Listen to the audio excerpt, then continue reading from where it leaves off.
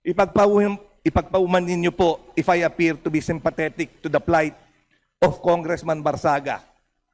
Minsan rin po akong nakaranas dumaan sa Ethics Committee at nanganib na masuspinde dahil sa isang analogy na aking hinayag during a committee deliberation. Nagpapasalamat ako sa ating mga kasamahan na tumayo upang ako ay hindi mapatawan ng parusang suspensyon at gaya ng pagtayo nila para maprotektahan ng aking karapatang magsalita, ako ngayon ay tumatayo upang ipaglaban rin ang karapatan ng isa nating kasamahan dito sa Kamara. Hindi lamang para magsalita, ngunit para may pagpatuloy magsilbing boses ng kanyang distrito.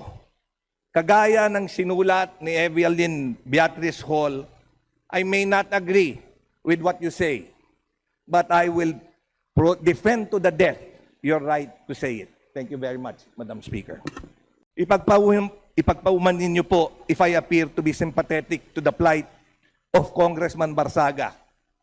Minsan rin po akong nakaranas dumaan sa Ethics Committee at nanganib na masuspinde dahil sa isang analogy na aking hinayag during a committee deliberation.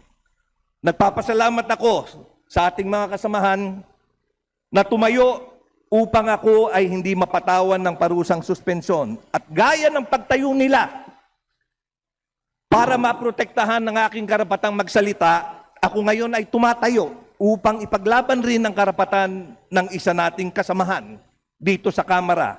Hindi lamang para magsalita, ngunit para may pagpatuloy magsilbing boses ng kanyang distrito.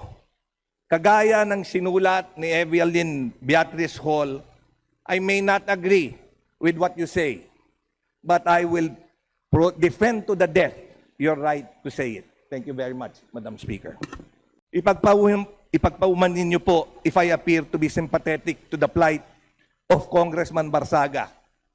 Minsan rin po akong nakaranas dumaan sa Ethics Committee at nanganib na masuspinde dahil sa isang analogy na aking hinayag during a committee deliberation.